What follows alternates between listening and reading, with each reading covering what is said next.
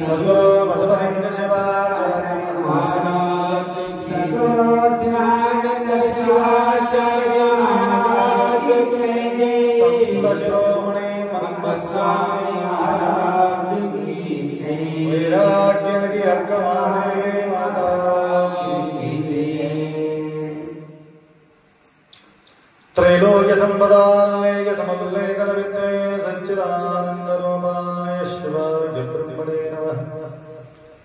यामां सर्वलोकानां प्रकृतिं शास्त्रपारणा तां धर्मचारिणीं शम्भो प्रणमामि परमं शिवो।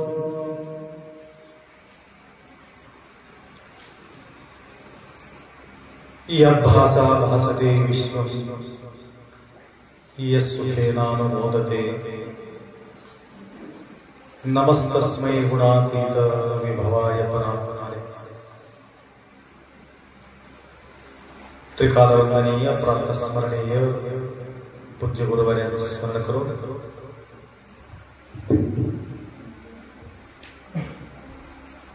सुक्षेत्राधिपती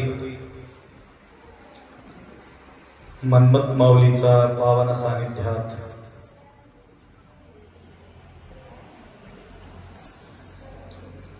प्रतिदिवस एक चिंतन करण्यासाठी सायंकाळीचा सद्वेळ या ठिकाणी आम्हाला प्राप्त होते। अनेक गोष्टी आपण ऐकत आलेले आहोत बराच वर्षापासून।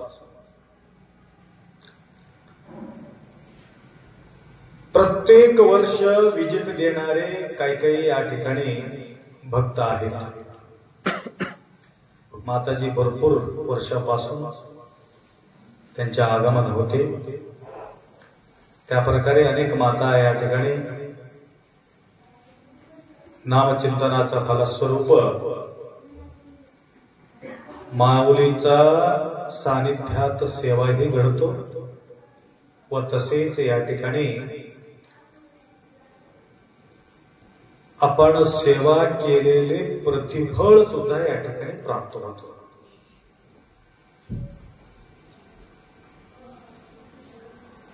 सर्वात मोठा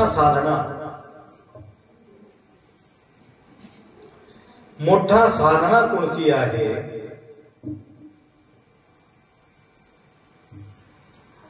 थोडा विचार करून आपण पाहावा लागेल।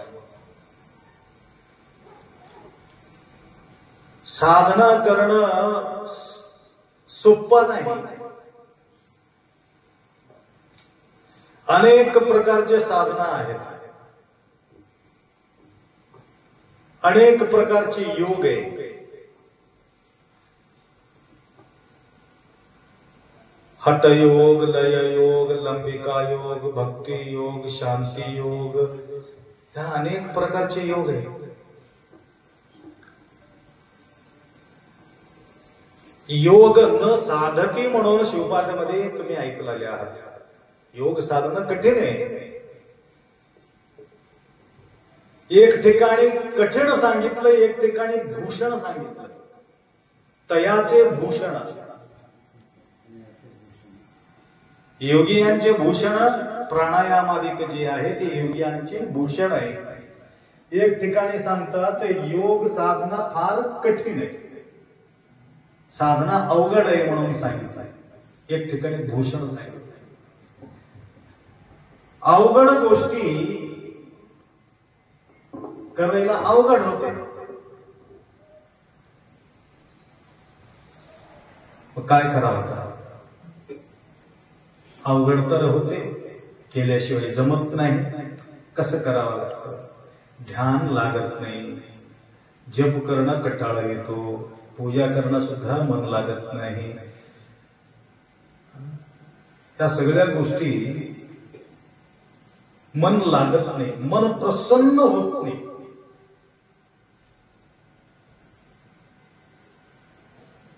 म्हणून अनेक संत, महान योगी, जो साधक आहे, साधना करणारी मंडळी, हे साधून घेतलेले महाराष्ट्रामध्ये वीरशैव लिंगायतांमध्ये काही थोडके संत आपल्याला पाहायला मिळतात, परंतु त्यांच्या भरपूर भंडारा सुद्धा भरपूर आहे. कर्नाटकमध्ये थोडा जास्त आहे, परंतु महाराष्ट्रात थोडा कमी आहे.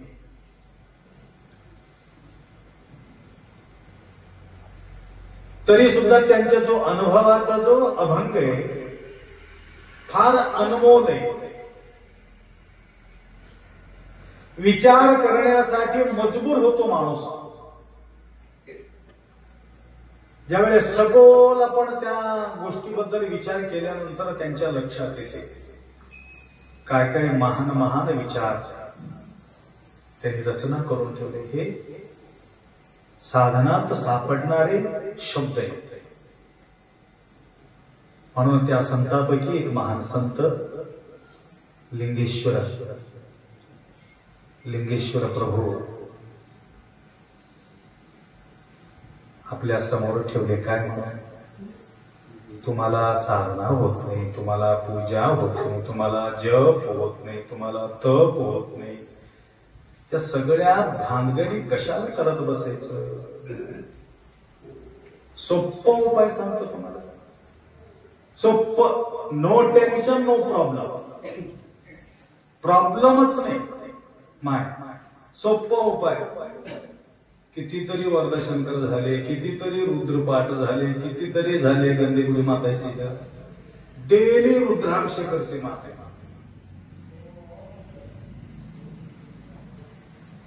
पण किती अवघड आहे. पहाटे उठणे, आंघोळ करणे, सगळं साफसूफ करणे, सगळं बेलफूल आणणे, जमा करणे, हे करणे, ते अवघड आहे. सोप्पा उपाय सांगितलं.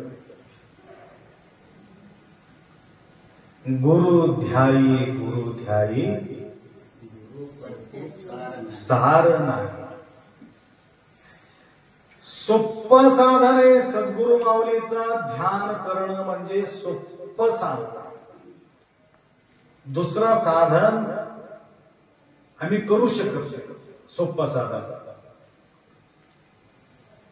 दुसरं सार नाही. कारण अव्यक्त असलेले शंभो महादेवांच्या स्मरण करणे, त्यांच्या ध्यान करणे फार अवघड आहे. परंतु ज्यांच्या ध्यानात सर्वत्र सर्व काळ सदोदित ते अनुभव घेत असतात, अशा गुरुमाऊलींच्या सानिध्य प्राप्त झाल्यानंतर त्यांचे काय बघायचं? विशेष आहे. कारण कायकवे कैलास म्हणून बसवांना सांगितलं. खंडोबा काल सुट्टी झाली, आम्हाला करमले नाही, तुम्ही आला नाही म्हटलं तर आम्हाला करमले. फार छान अभंग म्हणतो बघ, किती गोड बोले ते. अभंग सारखाच असतो, परंतु काही व्यक्तीच्या मुखातून ज्यावेळेस अभंग बाहेर पडते म्हटलं तर जाणार मग ते कोण बोलत असेल, कोण विचार करण्यासाठी मजबूर होऊन जाते माणूस. धावणारा माणूस थोडं थांबून ऐकून घेऊ शकतो, कारण त्या प्रकारचे एक प्रकारची बोली असते त्यांची, गोडावा, त्याची गोडी त्या ठिकाणी, त्या प्रकारचे संगीत आहे. सगळं गुरुमाऊलीचे काही रूप वेगळे नाही. त्यांना बी डोळे आहे, त्यांना बी सगळे अवयव आहे. त्यांच्यासारखा तुमच्यासारखा वागतात, तुमच्यासारखा राहतात, सगळ्यासारखा त्यांचे बी तोंड आहे, आमचं बी तोंड आहे. परंतु त्यांच्या मुखातून आलेले शब्द एक प्रकार वेगळंच असते. आणि तुम्हाला माहिती द्या बघू कसं बोलतात संगीतकार. सूर ताल बिघडून जाते. अण्णा बसवांना म्हणतात,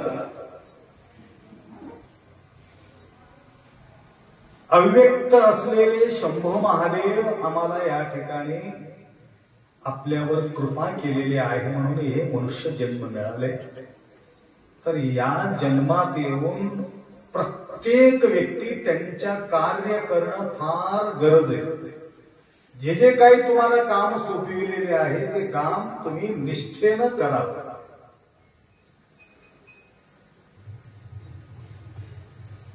हे दर्शन कुठं होत असते, कोण करून देतात हे दर्शन? गुरुमाऊली हे तुम्हाला दर्शन करून देतात. बघा, कंटिन्यू 12 महिना 24 तास 1 सेकंड सुद्धा रेस्ट नाही. 1 सेकंड, 1 पल, काय म्हणतो, 1 घडी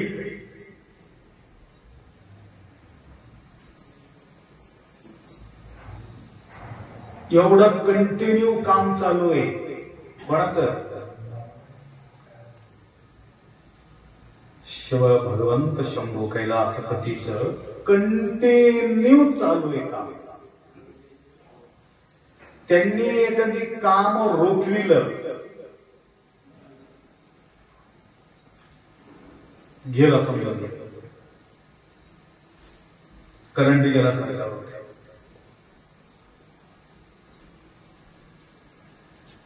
निरंतर कामात बिजी.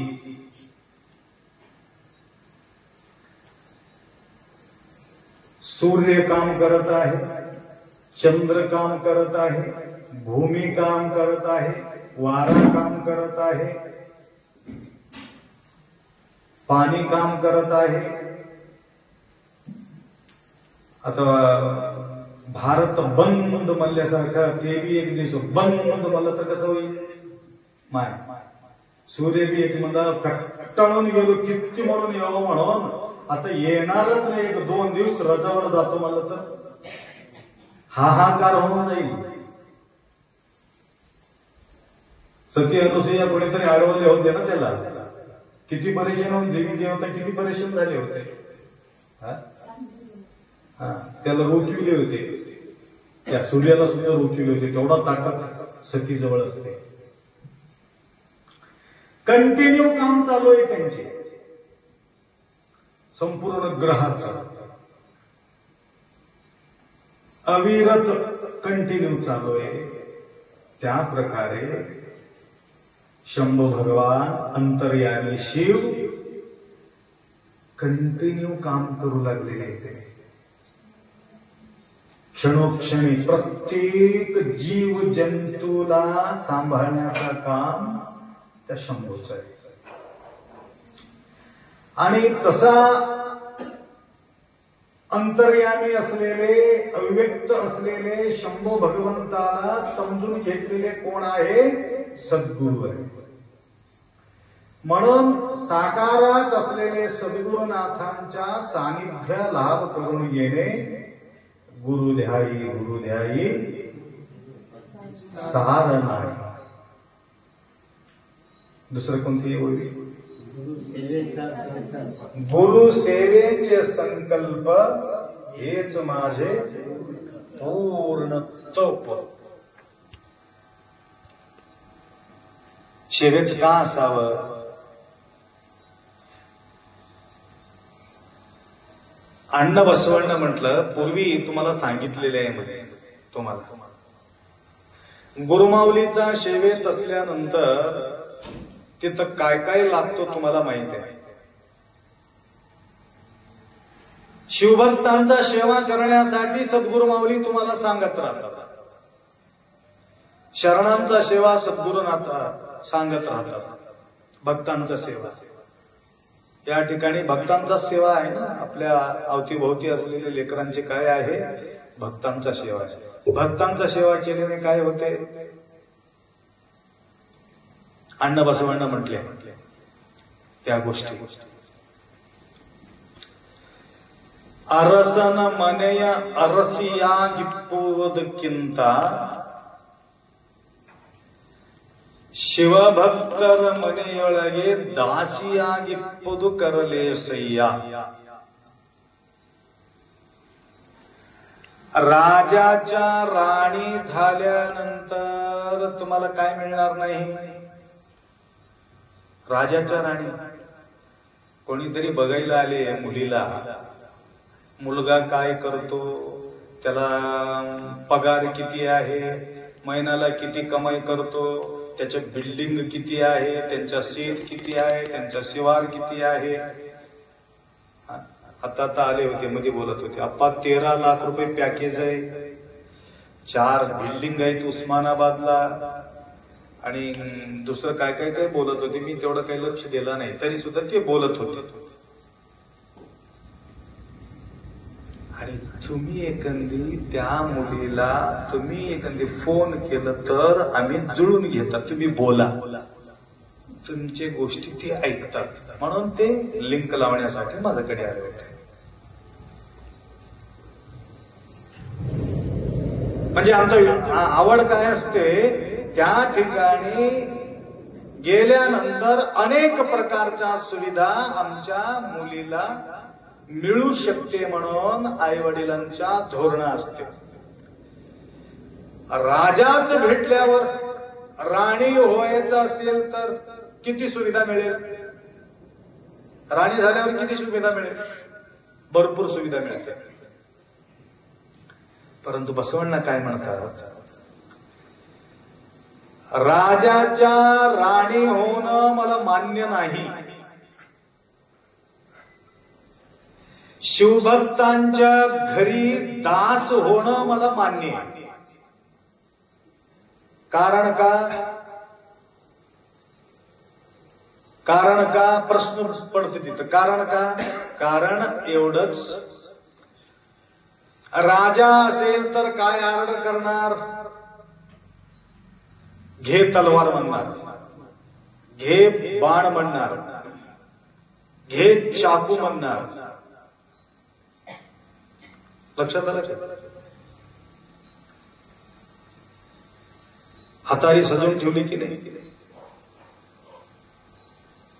हे काम राणीला सांगणार.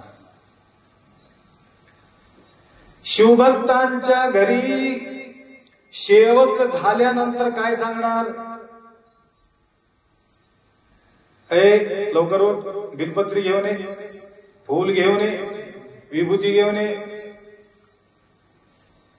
सकाळी उठल्याबरोबर काम लावतात, जा तिकडे बेलपत्री छान आहे, तिथं पाहून आलो, झाड आहे, तिथं वेचून आण. दर्शनम बिल्ववृक्षस्य स्पर्शनम पापनाशनम. झाडाचा दर्शन घेतल्यामुळं अनंत कोटी पुण्य लागते, पाप नष्ट होते. दर्शन घेतलं तर झाडाचं, ते बेल घेऊन अर्पण केल्यानंतर कितीतरी पुण्य तुम्हाला लागतं. त्रिजन्म पाप संहारम एक बिल्बम शिव. आम्ही तर बिलपत्री चढवीत नाही. म्हणून शिवभक्तांच्या घरी असल्यावर काय होणार आहे? बिलपत्रीला ऑर्डर देणार, फुलाला ऑर्डर देणार. आता बघा, खंड नाही आमच्या बोरीकरला काम, एवढं फूल जमा करावं लागतं. त्याला बीड पूर्ण गेले आणि नेकनूर पूर्ण गेले, तिकडी पूर्ण गेले, कुठं पळापळी इळभर पळापळी. तेवढा पळापळी केलेले 5 मिनिटांमध्ये त्यांच्या फुलाचं काम तमाम. बघा किती मेहनत केलं असेल याला. त्यांच्या समाधानासाठी हे माळ घालून घेतो मी, ते घातल्याबरोबर काढून ठेवत होतो, परंतु 5 मिनिट बी ठेवून गेले. आम्ही 1 तास याच्या भानगडीमध्ये पडलो. कुठून फुल आणलं, कुठून काय आणलं, तर ठेवणं गेले असं म्हणून त्यांना वाटते. म्हणून त्यांच्यासाठी हे आपल्याला धारण करावं लागतं. कोणी 5-5 किलो, 10-10 किलो, 15. सकाळी एक माणूस 20 किलोचा हार घेऊन अजून हळलं सांगतो, 20 किलो कसं घेऊन बसू? मी मला हे काढून ठेवतो, पूजा झाल्यावर अजून घालून टाकला अंगावर, असं म्हणावं लागलं. कारण सहज रीतीने त्या ठिकाणी त्यांना पुण्य घडते. त्यांना पुण्य करायचं गरज नाही. गुरु सेवेचा संकल्प पूर्ण तप. सेवेचा जो संकल्प आहे ना तेच आमचं तप आहे. तिथं राणी झाल्यानंतर तुम्हाला पुण्य न मिळणार नाही, काही मिळणार नाही, परंतु शिवभक्तांचा सद्गुरूंच्या सेवक आपण असल्यानंतर आपोआप त्या ठिकाणी पुण्य घडते. तुम्हाला करायचं गरज नाही. ते तप आहे, मोठं तप आहे त्यांचे. सकाळी पासून हिंडून हिंडून हिंडून सगळं जमा करणं म्हणजे एक तप आहे. गुरु चरणाचे रजधुळी अंगुळी. पूर्वी तुम्हाला सूचना दिल्या आहे, तरी सुद्धा माताजींना जायचंय तिकडे, तरी सुद्धा थोडं बोलतो मी, कारण तिकडी बी सोडायला जमत नाही, इकडी बी सोडायला जमत नाही. तर आता सेवा करून आलेले आहेत माताजी तिथं. आता त्यांचे कीर्तन आहे तिथे.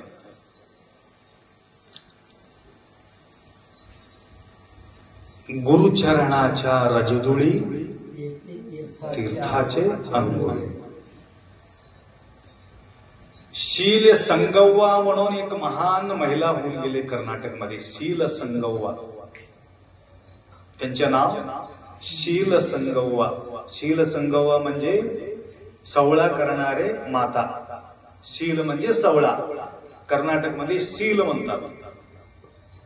किती शील करत होते म्हणजे 63 शील करत होते. त्याला काय म्हणतात मराठीमध्ये? 63 शील करत होते. पहाटे उठल्यापासून 63 प्रकारचे शील. आणि कोणीही पाहू नये तसं पाणी आणत होते. कोणी पाहिले की संपला, ते पाणी राहिलेले नाही. म्हणजे ते मिसल मोल्ड, शील मोल्ड असं. परीक्षा घ्यायचा तो गुरु महाराजांना. गुरुमाऊली तिकडे पहाटे 3 वाजता निघाले. ज्या वाटेतून हे पाणी आणत होते, ज्या विहिरीतून, त्या वाटेतून गुरुमाऊली दुसऱ्या गावाकडून त्यांनी निघाले. ते पाणी भरून येत होते. गुरु महाराज त्या ठिकाणी भेटले. आता माऊलीला पाहिल्याबरोबर नमस्कार तर करावा लागते. त्यांच्या एक शील होत सास. गुरुमाऊली दिसल्याबरोबर साष्टांग ताट टाकायचं एक त्यांचे एक नियम होत. पाणी तर भरून आणले, डोक्यावर तर घागर आहे, गुरुमाऊली तर समोर आहे, शरणार्थी महाराज मी म्हणता येणार, आता साष्टांग तर टाकावं लागते, असा विचार करून यांच्या शील परीक्षा करायचं होतं त्यांना. त्यावेळे ते डोक्यातलं घागर काढली, खाली ठेवली, साष्टांग दंडवत टाकले. गुरु महाराजांना दर्शन करून अजून घागर घेऊन डोक्यावर ठेवून विहिरीकडे चालले नाही, घराकडे निघाले. गुरु महाराज विचारले, तुम्ही तर एवढा शील करता, कितीतरी लोक या वाटेतून गेलेले आलेले, त्या वाटेवरच तू हे घागर ठेवलीस, अजून ते घागर घेऊन अजून तू घरला घेऊन चाललीस, हे काय काम देते पाणी? महाराज म्हणले. त्यावेळी त्यांनी म्हटले, माऊली आतापर्यंत मी पाणी घेऊन जात होतो, आत्ता तीर्थ घेऊन चाललो घरी म्हणले. ते कसं म्हणले? ज्या ठिकाणी तुम्ही पाऊल ठेवलेले आहे त्या ठिकाणी मी घागर ठेवलेले, दुसरं कधी ठेवलेले. रजधुळी तीर्थाचे अंग, हे तीर्थाचा अंग. तिथं तीर्थ झाले, ते पाणी कुठं राहिले? धन्य धन्य म्हणते. माऊली प्रसन्न होणे म्हणजे ज्या ज्या ठिकाणी गुरुमाऊलीचं पदस्पर्श होतो, हलवु मातेनुनी नलिदु पादव निट्ट नेलवे सुक्षेत्र जलवे पावन तीर्थ सुलभ श्री गुरुवे कृपया. बघा किती सुंदर आहे. हलवु मातेनुनी नलिदु पादव निट्ट, वलिदुपादवनिट्ट. वलिदुपादवनिट्ट म्हणजे प्रसन्न होऊन तुमचं पाऊल ज्या ठिकाणी पडणार आहे त्या ठिकाणी ते जमीन राहत नाही, ते सुक्षेत्र बनून जाते. म्हणून मन्मथ माऊली कपिलाधार सुक्षेत्राला आल्याबरोबर या भूमीला डोकं लावून दर्शन घेतात. कशा करता? माऊलीचं पाऊल ह्या जमिनीला लागले आहे. तीर्थाचे अंघोळी. बरोबर आहे? तीर्थाचे अंघोळ. तिथं आमचं तीर्थाचा अंघोळ आहे. ज्या ठिकाणी गुरुमाऊली असतात त्या ठिकाणी तुम्हाला सावळा तेवढं करायचं गरज नाही. जावं लागते का माहिती? तर एक दोन ओवी आहे. ठीक आहे. गुरुचरणाची रजधुळी तिथे तीर्थाचे केले गुरुचे भजन अनुष्ठान. गुरुमाऊलीचं स्मरण, त्यांच्याही भजन ते माझे अनुष्ठान. तर तुम्हाला सांगत होतो, आता तुम्ही बघा कुठंही तुम्ही पहा, ज्या ज्या ठिकाणी संत फिरलेले आहेत त्या त्या ठिकाणी सुक्षेत्र झालेले. पहिले आपले गुरु महाराज बिदर एक ठिकाणी जाऊन बसून साखर दिली. झोळी राहत होती त्यांच्याकडे साखराचं. तर सगळ्यांना साखर दिले. मला हे क्षेत्र आवडते म्हणून म्हटले महाराज. फार समाधानकारक आहे. फक्त संकल्प करून गेले माऊली. तर आता तुम्हाला पाहतो त्या ठिकाणी सांगतो, भव्य मंडप झालेली त्या ठिकाणी. प्रतिवर्ष आमच्या वाढदिवसाचा साजरी त्या ठिकाणी होत असते. 3-3.5 एकर जमीन बिदर नगरी माऊलीच्या नावाने त्या ठिकाणी सुशोभित आहे. त्या प्रकारे इथं माऊली पदस्पर्श केल्यामुळं लाखो संख्यानं या ठिकाणी येऊन त्यांच्या पूजा पाठ करतात, त्यांच्या दर्शन घेतात. त्या प्रकारे माझे अनुष्ठान भजन अनुष्ठान, शिवभजन आणि गुरुभजन काय अंतर आहे? सकाळी मी सांगितलं. गुरुभजन आणि शिवभजन काय अंतर आहे? या ठिकाणी गुरुमाऊलीच गुणगान या ठिकाणी केलेत. गुरुचे भजन माझे अनुष्ठान. काय अंतर काय? माऊली मन्मथ माऊली कोणाचं ध्यान केले? शंभूचं ध्यान केले.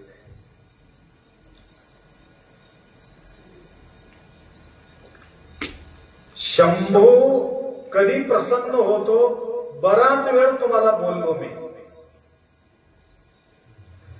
ज्या ठिकाणी भक्तांचं गुणगान होत असते, सद्गुरूचं गुणगान होत असते, त्यावेळेला भगवान शंभू प्रसन्न होत असतात.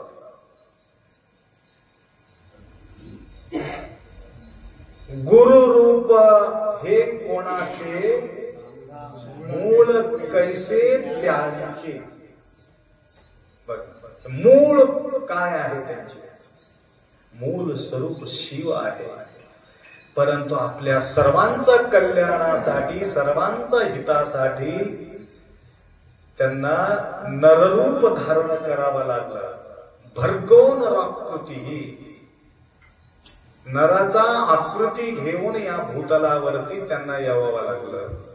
परंतु या भूतलावरती आल्यानंतर